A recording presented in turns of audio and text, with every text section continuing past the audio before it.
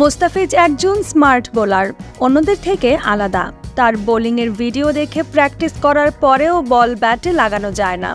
Slow বলের সাথে এতটা কাটার এবং সুইং একমাত্র মুস্তাফিজই করতে পারে।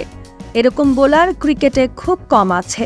এবার মুস্তাফিজকে নিয়ে মুখ খুলেছেন নেদারল্যান্ডের কোচ রয়ান ক্যাম্পবেল।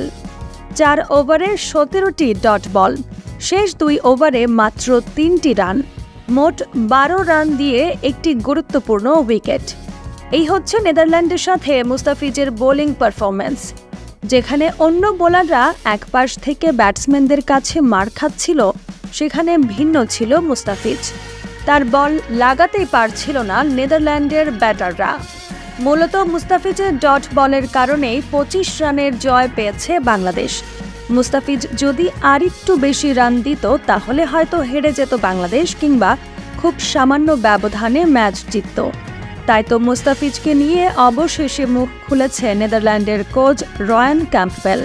তিনি বলেন, মুস্তাফিজ অবিশ্বাস্য বোলার, তার বল বোঝা কষ্টকর, বিশেষ করে ডেথ ওভারে।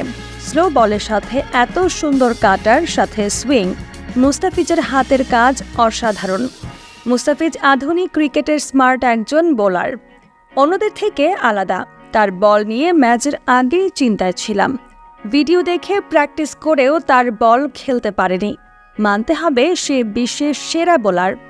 তা না হলে টি-20 ক্রিকেটে এক ম্যাচে 17টি বল করা সম্ভব হতো না। ওর জন্যই ফলাফল বদলে গেল।